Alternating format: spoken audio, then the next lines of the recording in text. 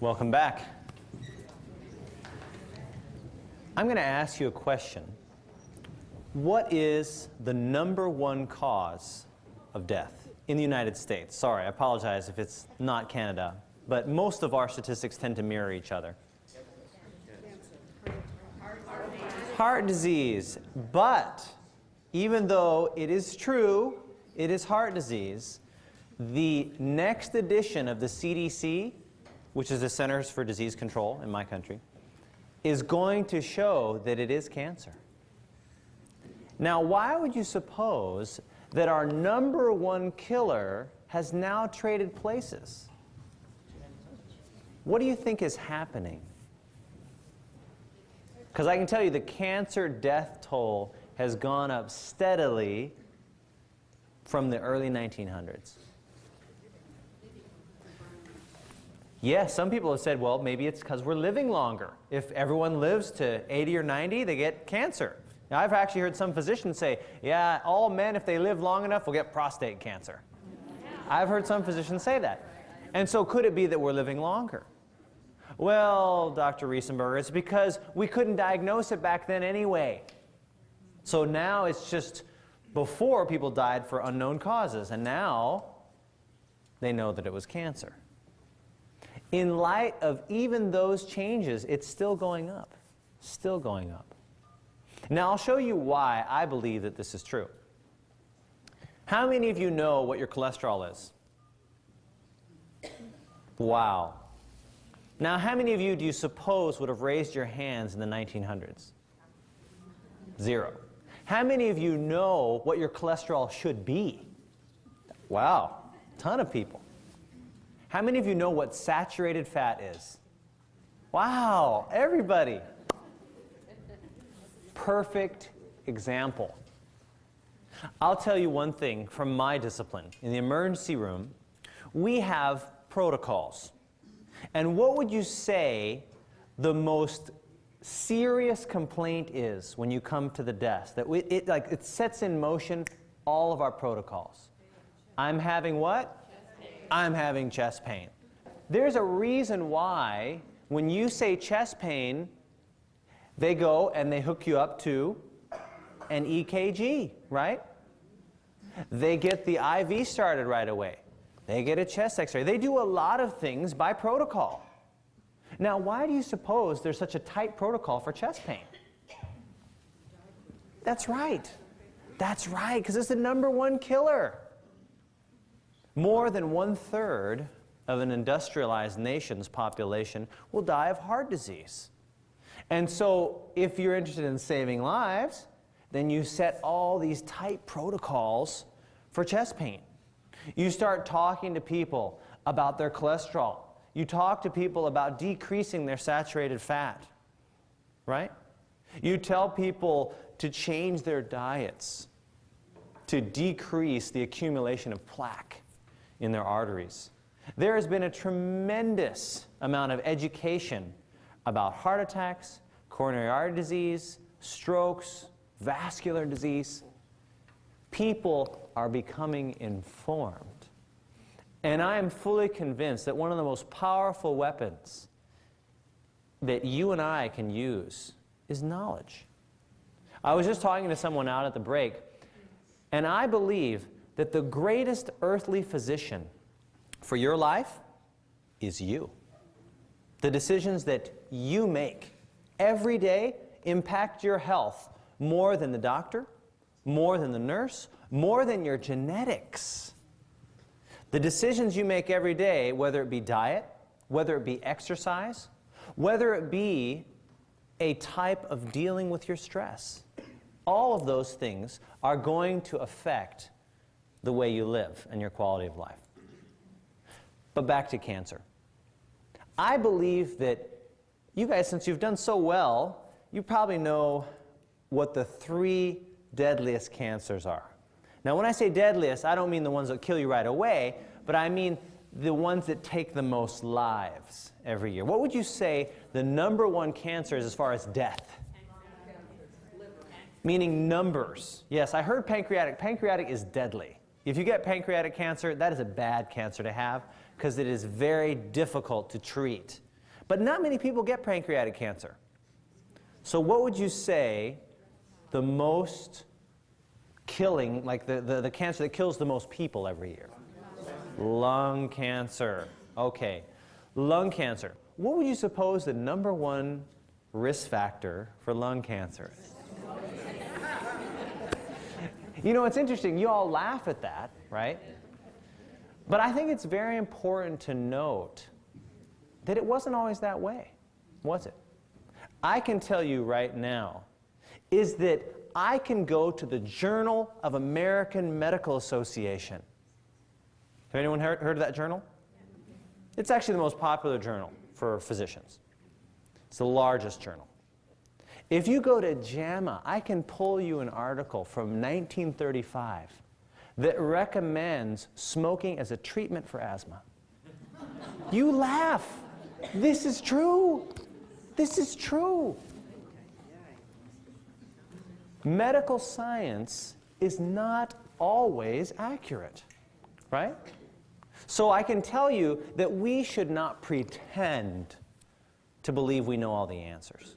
In fact, that was one of the things that caused me to look more closely at something that changed my life. I did not become a Christian until I was a junior in college. And I can tell you that I've had an invitation. Does anyone know where Bastyr University is? Oh, people don't know. Interesting. It is the largest naturopathic school in the country. It's in Seattle. And they have recently created an invitation that they want all of their major religions to present an hour lecture on Hinduism, Buddhism, Jain, Shinto, Tao, all of the religions that are represented in their student body.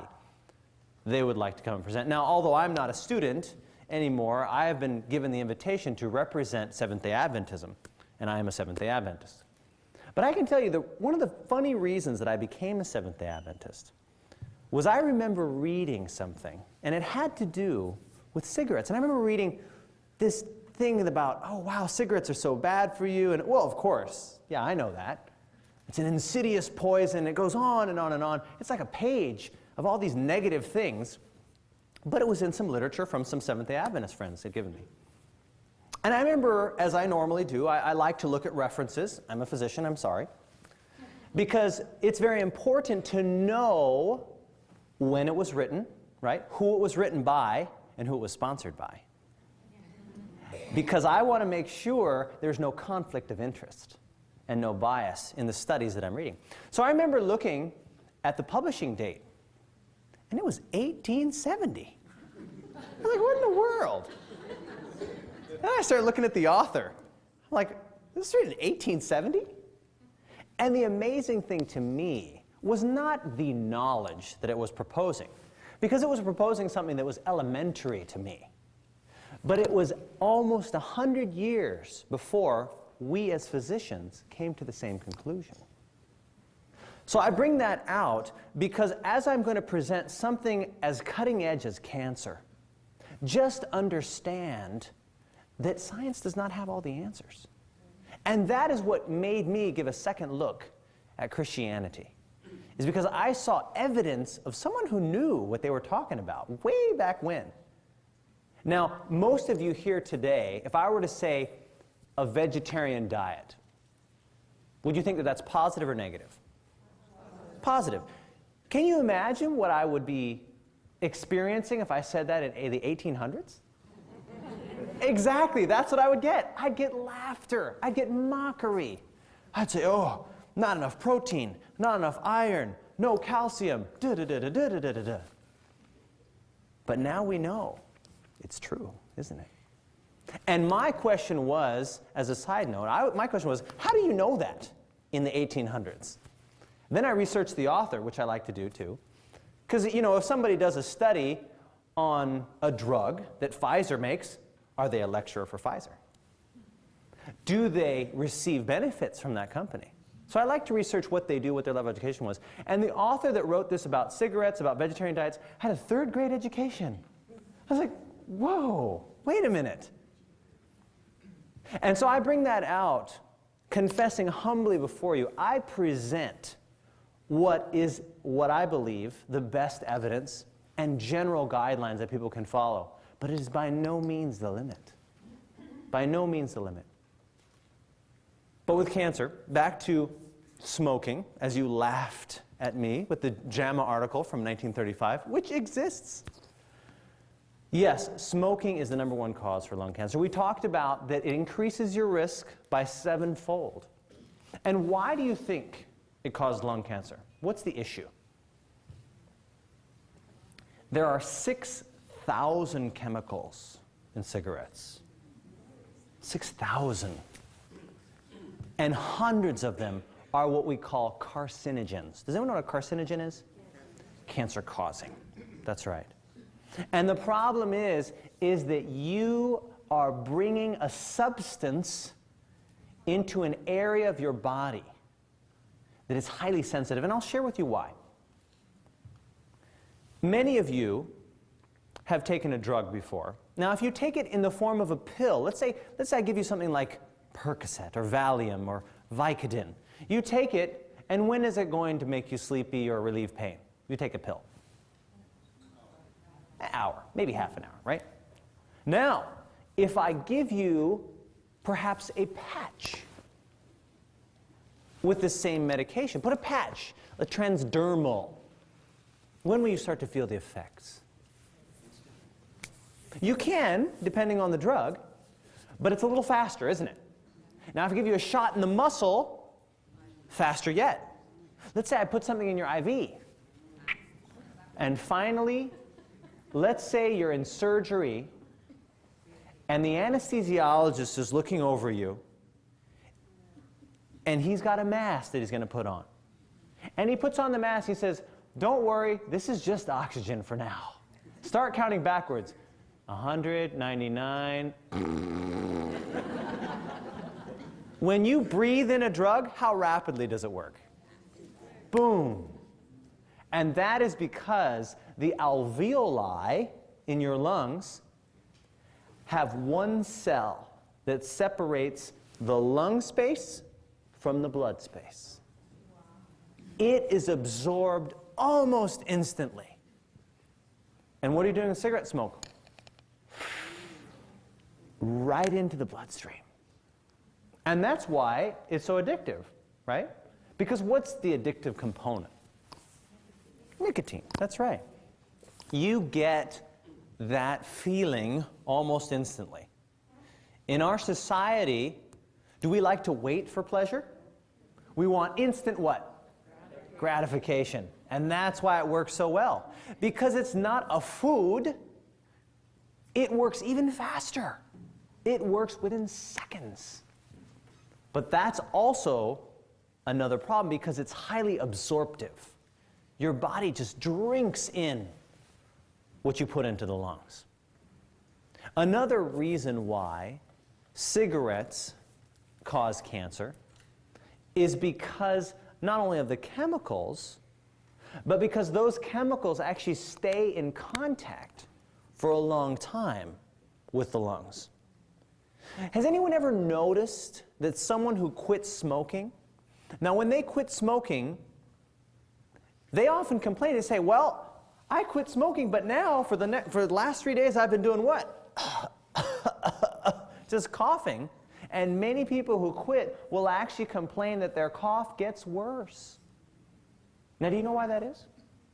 If you look at the drug nicotine, it actually has an ability to paralyze the cilia in the lung. Now, the cilia, if you look at the lining of the small bronchioles, which are little tubes that go down into the recesses of your lungs, there's these small little microscopic hairs that are always doing this.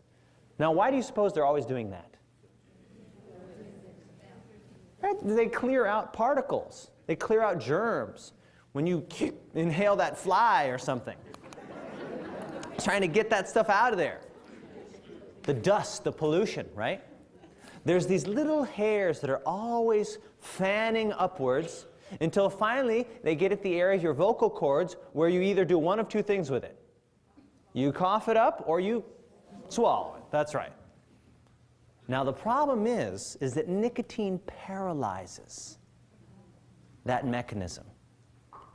So what goes into the lungs stays in the lungs. And the problem is not merely contact with a carcinogen, but prolonged exposure to that carcinogen. Because the body is able to pretty much deal with most insults from the environment if you just give it a chance to recover. And so I can tell you that there are many reasons that cigarettes cause lung cancer. But is it just people who smoke who get lung cancer? How do other people who don't even smoke get lung cancer? By what?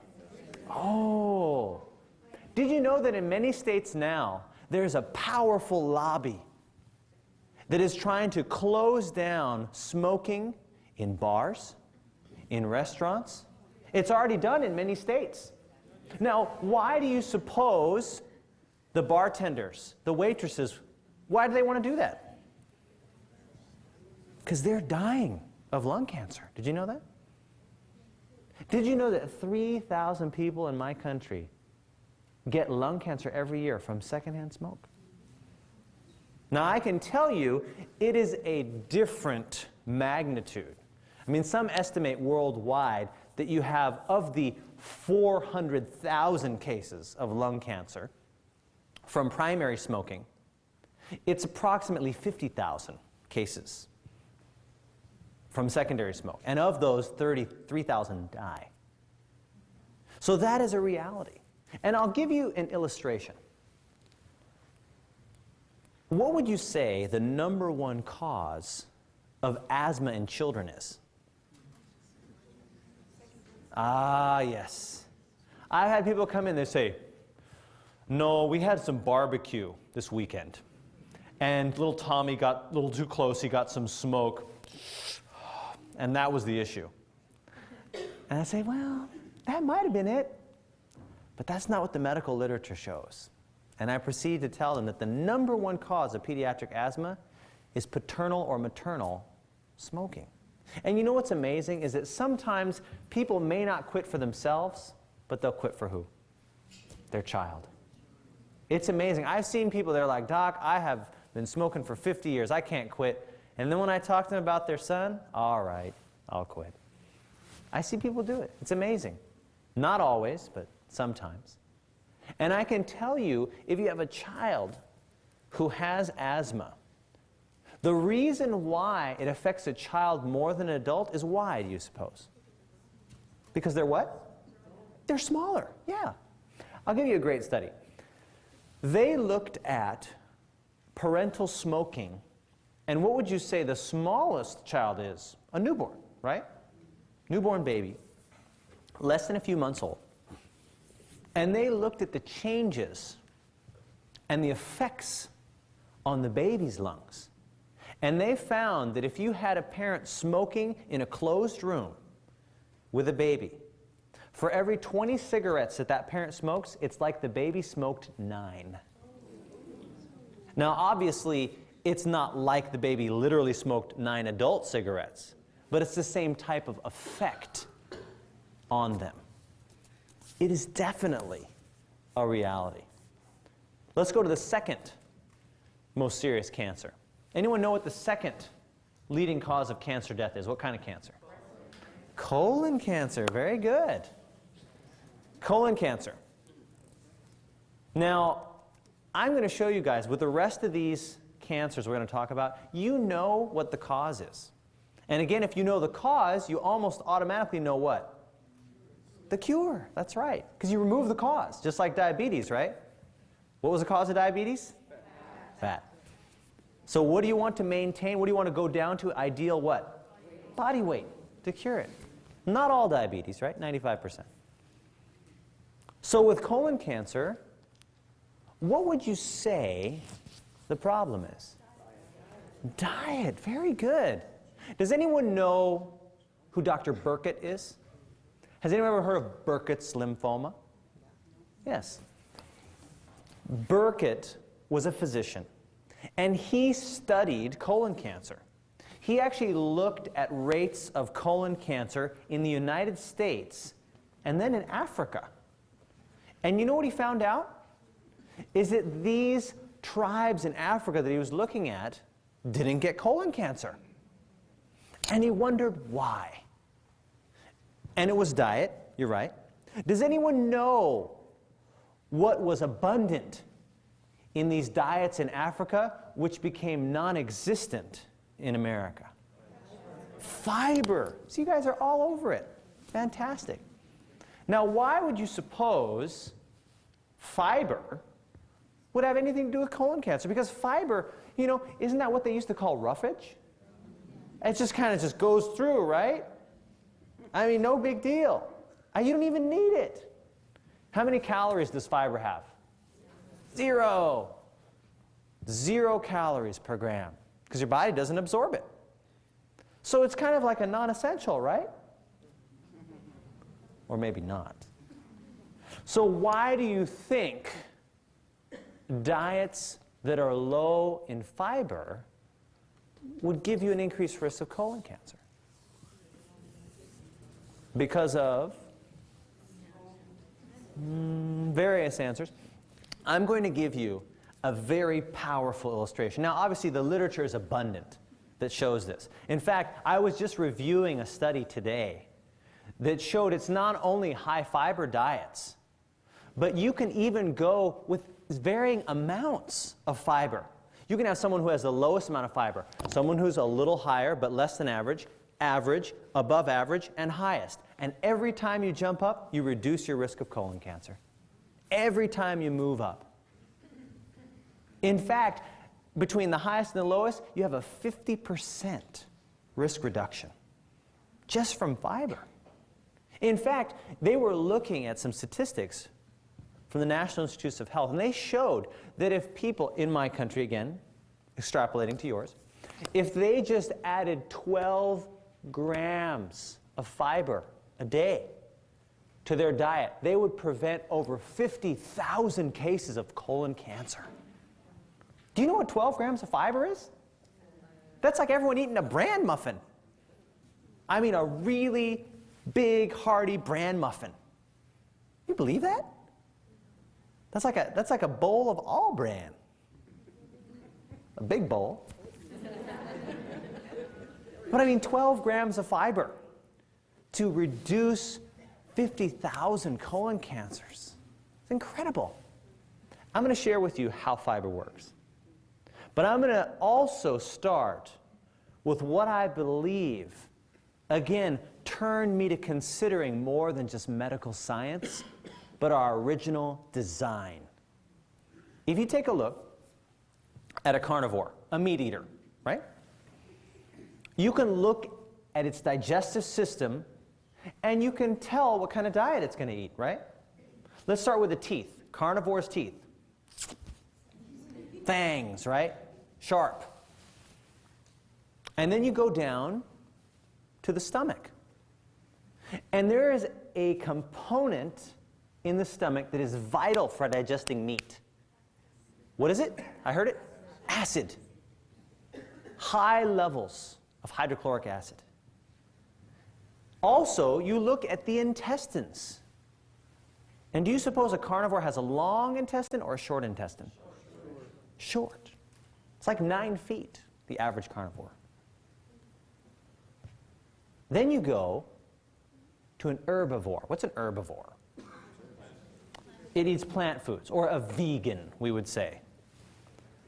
And you look at the teeth, and they are what? Flat. Not all flat, right? Not all flat. A horse doesn't have all flat teeth, right? But things that are designed for grinding, right? And when you go to the stomach, what amounts of acid do you find? Do you think it's more hydrochloric acid or less? Less, that's right. You go to the intestine. How long are the intestines in an herbivore? Shorter? Longer? Longer. Absolutely. Now I'm going to share with you what we're like.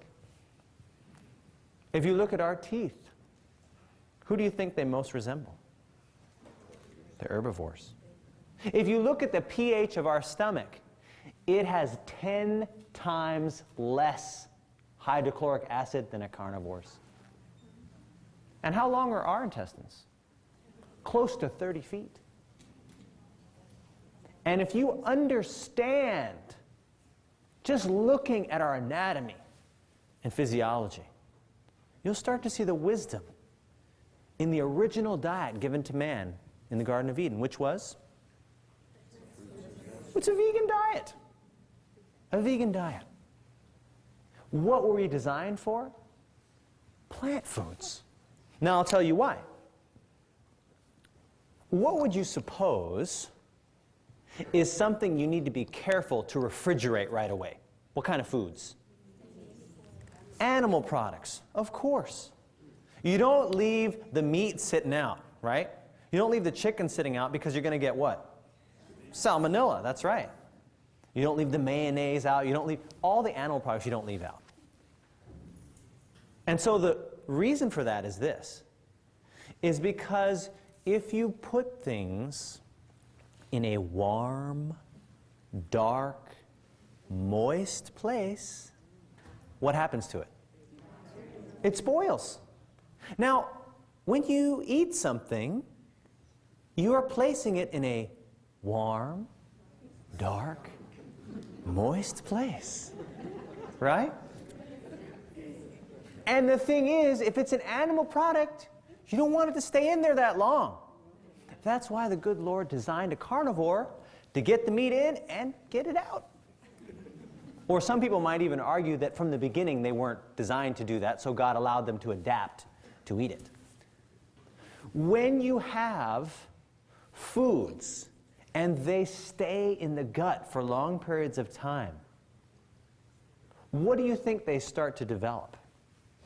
Carcinogens. In fact, they showed that bile salts, does anyone know what bile is? What do you need bile for? What is it used to digest? Fats, right? And most animal products are high in fats, sure. So if you have bile salts, which is what you and I all need to digest fats, and they were exposed to the colon wall for long periods of time, it induced cancer. Now, where does fiber come into all this?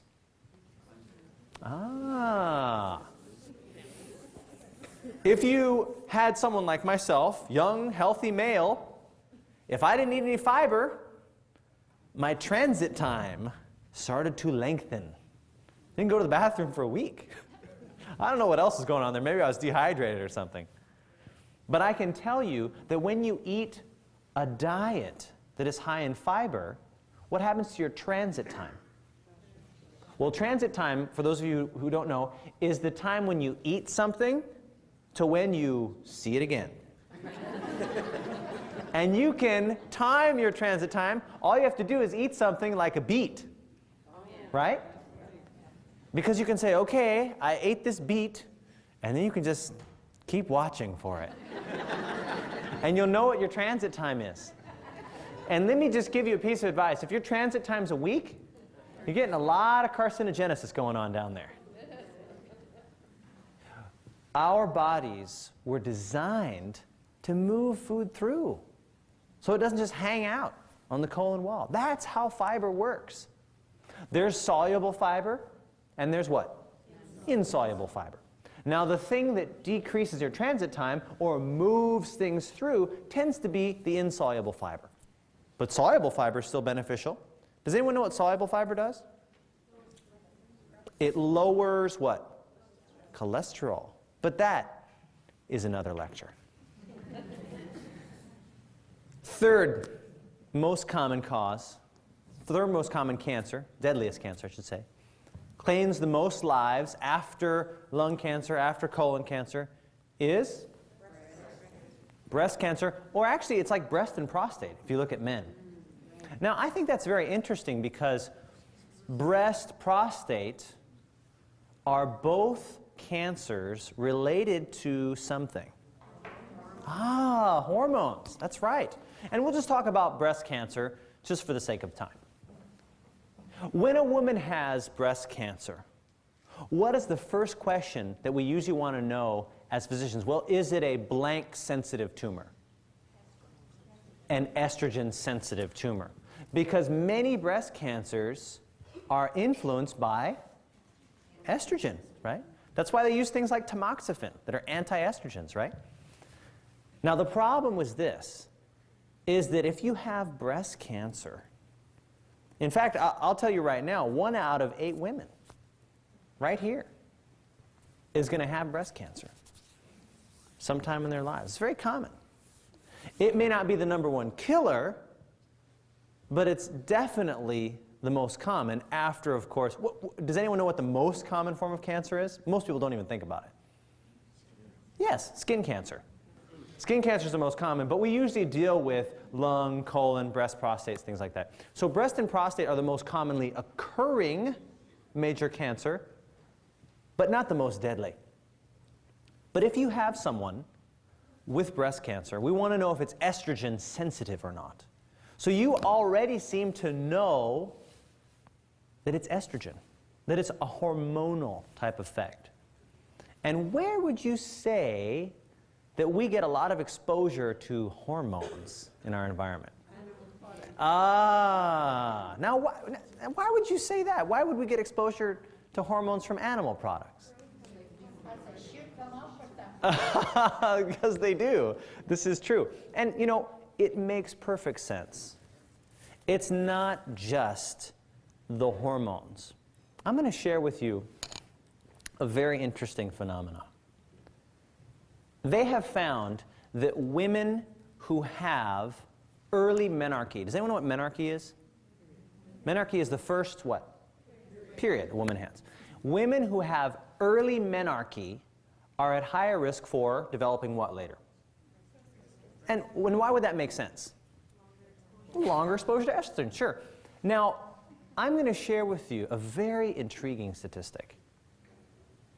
In the 1800s, specifically in 1850, when they were more rural in societies, when people got married older or later in life? Earlier in life, right? When do you suppose the average age of menarche was? Oh, very interesting. It's not 18, but I'll give you credit because it's 17.25. Isn't that intriguing? I think that's absolutely intriguing. And because when you look at that and you compare it to now, what do you see? What's the average age, would you say, now? 12, maybe even 11. Depending on your race, it is much, much younger. And I can tell you that there's a reason for this hormonal abnormality. And I believe you'll be able to guess how it's come about. Because there's been a change in our society. And I'll tell you this, is that an animal will develop more rapidly in response to certain things. If you have, let's say, someone who's a dairy farmer or someone who's a chicken farmer, right? What do you want those animals to do quickly? Grow, right?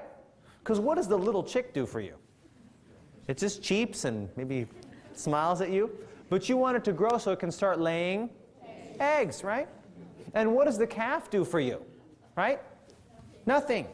You want it to grow up so it can start giving milk. So animal husbandry understands this concept. They want to mature their animals quickly so they can start to make a profit. So what do? They give them hormones, yes, but does anyone know what else they do? They do give them antibiotics. Very good. I think that's the second one you've gotten. Antibiotics are for twofold. It prevents infection in these animals because if you've got someone whose neighbor is just like right here, right? How many more infections do you think you're going to get? A lot more, right? So the antibiotics are to ward off infection, but also to increase maturation. Anything else they do to these animals? What do cows typically eat? Normally, in a normal environment? Grass. Do they eat that in the animal husbandry business? No. Corn? Hopefully they eat corn. Oh, I think that might have been the same person again. What do they feed them that's a problem? Yes, that's right. In fact, Switzerland won't take any of our beef anymore because we don't have a program to eliminate certain diseases in our cow population. Now, when you take a cow, which is designed to eat grass, right, and you give it more animal products, what component of its diet are you increasing? Carbohydrate, fat, protein. Protein.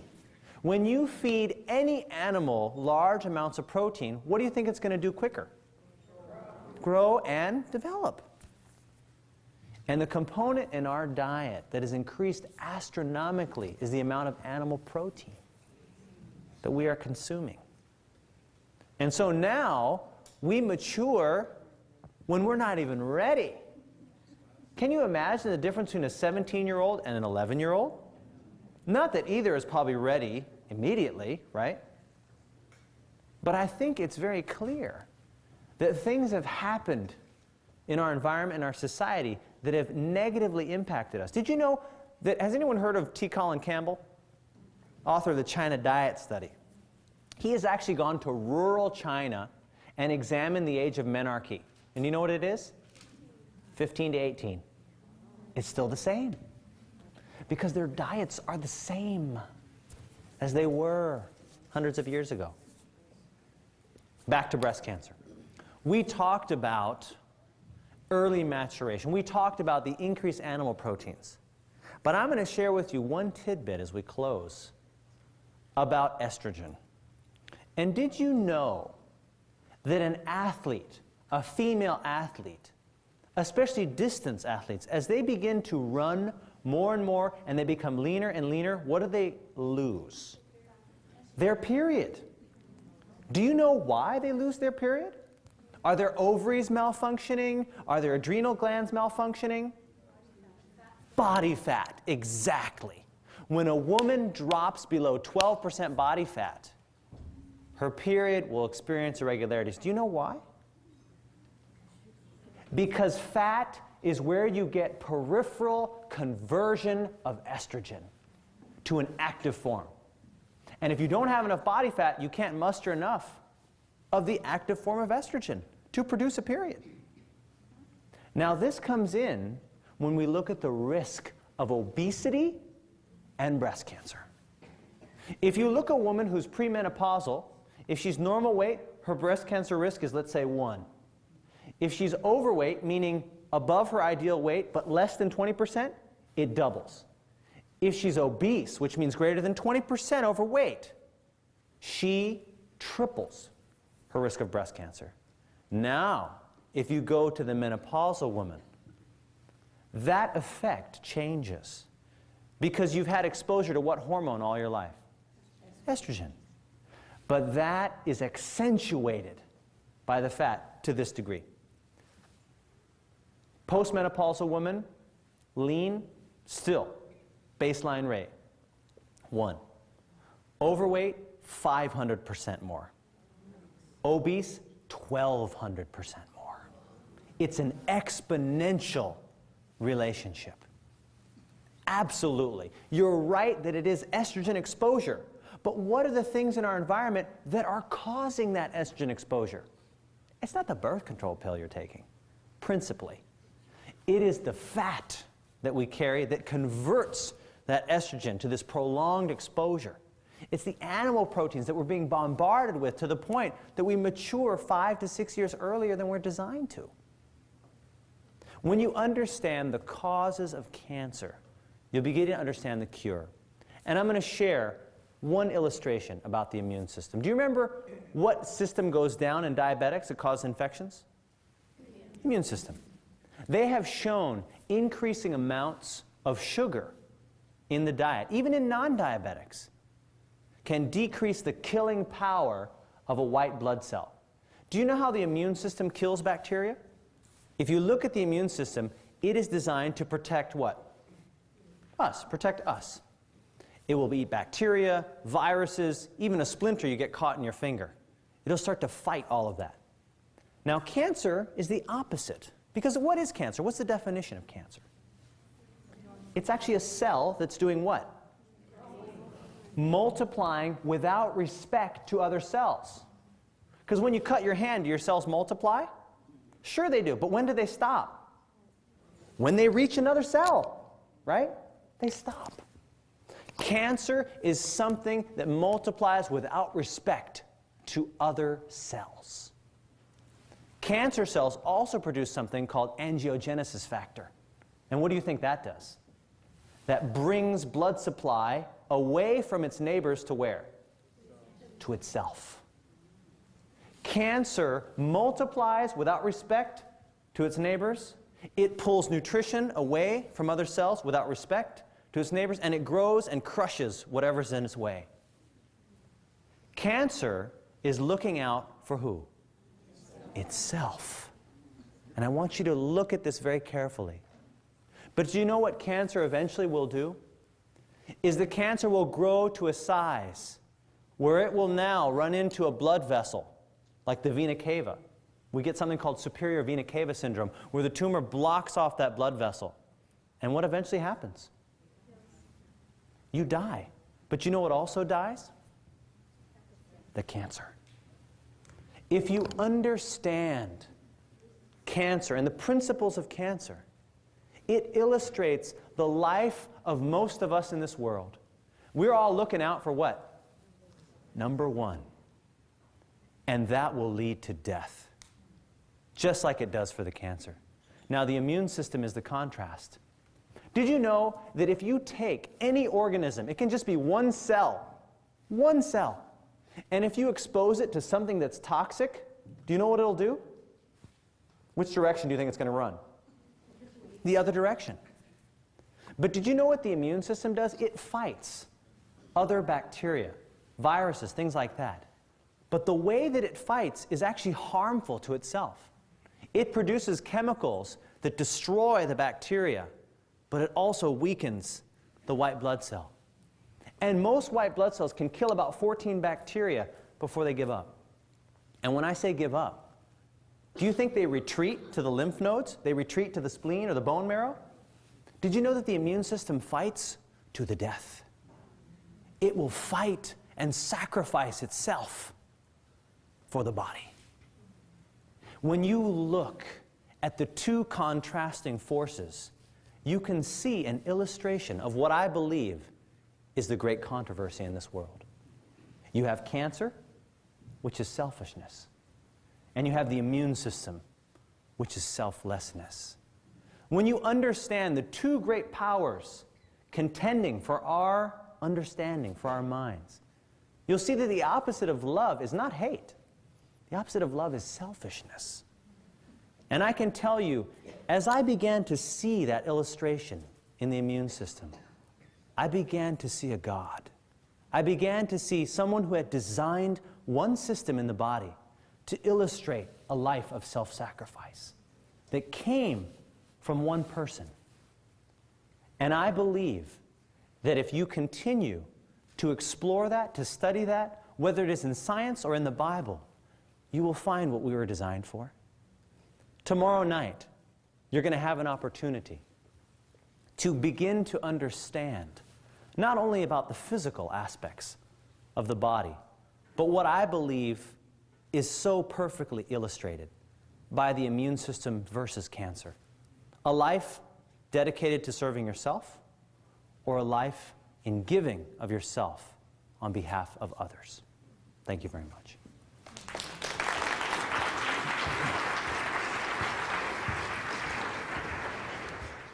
Okay, any questions? Excuse me, I'd like to ask you regarding prostate cancer. Prostate cancer? That the medical doctor biopsy for prostate cancer. Was that because the PSA was elevated? What prompted the biopsy? Digital exam? Digital exam, exactly. Okay. Well, if the physician felt something that was like a tumor, he may want a biopsy. Now, normally, if you feel something, most of us would get an imaging study.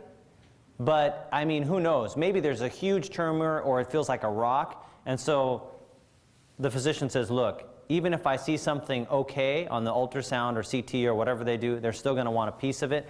Certainly a biopsy is not pleasant of the prostate. But if there's something abnormal there, at least you want to know what it is. And really, the definitive way of diagnosing cancer is a little rhyme that the surgeons all taught us in medical school and residency. If tumor's the rumor, then cancer's the answer and tissue's the issue.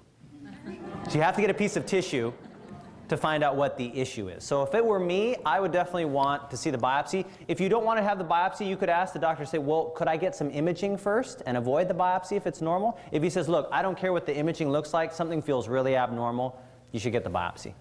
Okay, thank you. You're welcome. If you have cancer, you've heard that you're supposed to cut down the meats, and there's another school that says that you also do not take fish. Mm. You know, Well, but because if you have chicken meat, you also have at you know, the injections and so on. Here's the issue with fish. There's an entire lecture on fish. Now, I personally don't eat fish. I'm a vegan vegetarian, which means I eat only plant foods. In fact, I am organic vegan with a juicer at my home. So I'm probably way on this end of the spectrum. But a lot of the reason for that is I know too much. So the thing is with fish is this. A lot of fish, if you were to look at all the meats, fish is probably the best of all the meats that are out there. However, what I would say is that the problem with fish is an issue called biomagnification. Does anyone know what biomagnification is? Does anyone know what food chains are? Like a food chain? Now, a land-based food chain is usually just 3 links. It's grass, cow, McDonald's, right? Those are the 3 links in the food chain. But have you ever looked at a sea-based food chain? Do you know how long it is? It's like 14, 15 steps sometimes. If you go from plankton or algae to like krill to whatever, there's various steps in this food chain. And sea-based food chains are much, much larger. And now the problem with that is this, is that if you get a small amount of contamination in a water source or anywhere, what tends to happen with the chemicals like DDT, right? You guys have heard of DDT, DDE, other pesticides, things like that. Contaminants are deposited and concentrated in fat. And so if you have one link of the food chain, let's say the amount of contamination is negligible.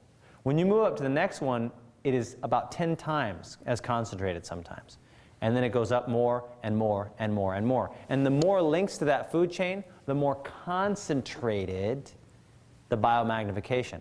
And so the problem is with a lot of fish is that these fish are carnivorous fish, like trout or tuna or salmon. They're way up on the food chain.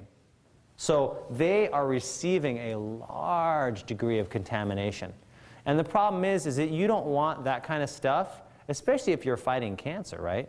Because if a lot of these products that you're getting from these contaminants are carcinogens, you don't want to add that to your diet. You know, there are some people who say, well, the fish has got eicosapentaenoic acid, you got the omega-3s, you know, you've heard all that stuff too. But you can get the same nutritional components other places, like flaxseed for the omega-3s. So that's the short answer to that. I do not recommend fish for people with cancer. Next question. A couple of years ago, I had uterus cancer, and I ended up having a hysterectomy. Sure. Where they took my ovaries and the whole Mm. And I was 68 years old at the time. Mm-hmm. And but I am overweight, and I know that. But I was wondering, does that still increase my chances of getting cancer again? Well, if you have had a hysterectomy, that means your estrogen levels are a little lower. However, since you were probably postmenopausal at the time, your ovaries probably weren't cranking out a tremendous amount of estrogen anyway. So the principal sources of your cancer risk factor are still probably going to be the excess weight, because of course you don't have a uterus to get uterine cancer now, but you still could get breast cancer, right? You could get other forms of cancer. So it certainly entirely eliminates your risk for uterine cancer now that you had the total hysterectomy, or ovarian cancer. And that's true that fat, obesity, dietary components do influence uterine cancer and ovarian cancer tremendously. But still breast cancer is the big one. I mean, uterine cancer, ovarian cancer is an issue, but it pales in significance to the amount of breast cancer that we see. So I for sure would say you would get tremendous health benefits even though you don't necessarily have a uterus or ovaries. I was 26, I had my uterus taken out. Mm-hmm.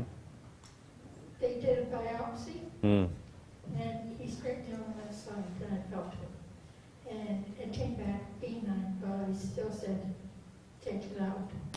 Now, would that make it higher, or? Well, did you have a total hysterectomy? No, Did you have your I still ovaries? have my ovaries. Yeah, the real thing that is the issue is the ovaries. If you're left with your ovaries, that's better from the standpoint of symptoms, because you remove the ovaries and you get hot flashes and you basically go into menopause type stuff. So it's more ideal. People also have said different things with osteoporosis. So if you can avoid taking out the ovaries, it's probably better. As far as risk for breast cancer and things like that, I am not aware of whether taking the uterus out or leaving it in affects breast cancer risk at all. I would think that it's kind of related to other things that you may be doing or not doing. So as far as the uterus, sure, your risk for uterus cancer is 0 now. But as far as breast cancer, I think that's unchanged since you still have your ovaries.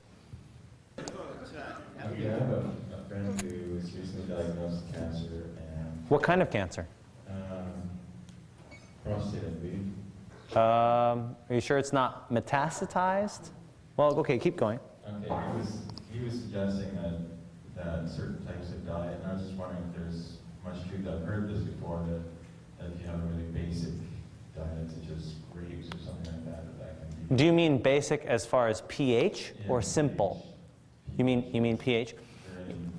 There's a lot of people who talk about acid-base. I personally am not very familiar with acid-base.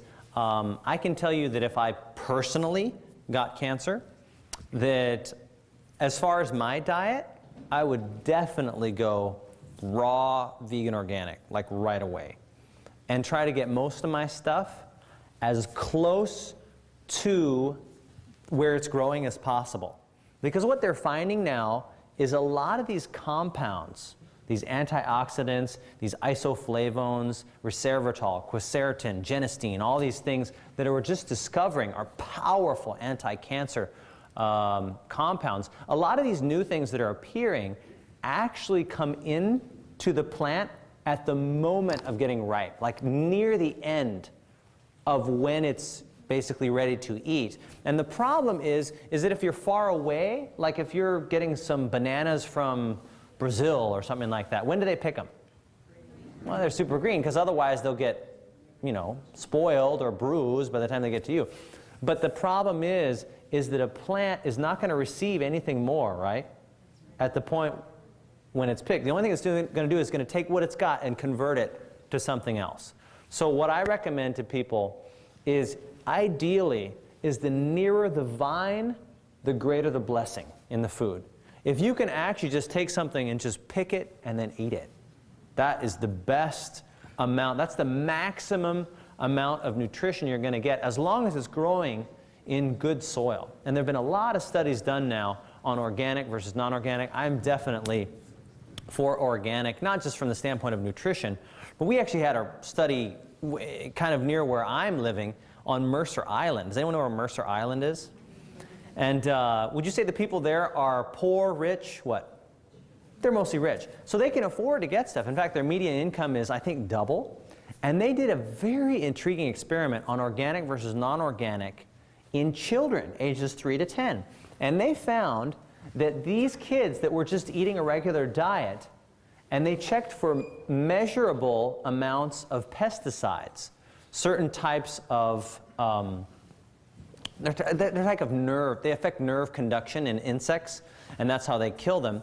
And they found that these hydrocarbons, when the children were on a regular diet, they could measure them in the urine and the saliva. And within 36 hours of stopping the regular produce and going to organic, they had nothing. And when they went back on it, it appeared right away. It's pretty amazing. And so what I tell people is that, yeah, sure, people could argue and say, well, Riesenberger, that amount of pesticide residue, we don't think that that's necessarily harmful. Well, we know a lot of it's harmful, right? And we know that long-term exposure to a smaller amount is also harmful. So my point is that if you can detect it in someone's saliva and urine, why do you want that? You know what I mean? So what I would recommend to someone with cancer is to work with a physician who knows what they're doing as far as medical side of it, but is willing to work with you also in changing your diet and your lifestyle. Not just your diet, exercise, the way you handle stress, the way you sleep, amount of water you drink, all kinds of stuff. Is there one more question? Yeah. Okay. You were talking about the comparison or the length from estrogen for a woman with Yes. that to breast cancer. What is the length for a man, an obese man with being fat? Wow. To cancer? Oh, as far as prostate. Oh, that's a very intriguing. I haven't seen a study done on that, actually. We do know that women who have early menarche or later menopause tend to be at higher risk for breast cancer, and that's what actually someone over here said. They said because it's longer exposure to estrogen. But as far as men and maybe testosterone or other forms of that, I'm not really certain. I don't know if a study has done for that. I do know that obesity does increase cancer risk, but as far as when a guy develops, like in puberty, I've never seen a study related to that, but it certainly would be good to look at, because I guess our hormone is more testosterone, and what they're actually finding with testosterone is that as testosterone goes down, actually we start getting more diseases. The only exception to that is, I don't know if you've noticed heart disease, but women tend to get heart disease, but when in comparison to men? About 10 years later. And they have postulated that that's because estrogen versus testosterone is more protective for heart disease, and versus ourselves, we don't have estrogen. Not that I'm recommending you take estrogen or anything like that. But I haven't seen a study done on that as far as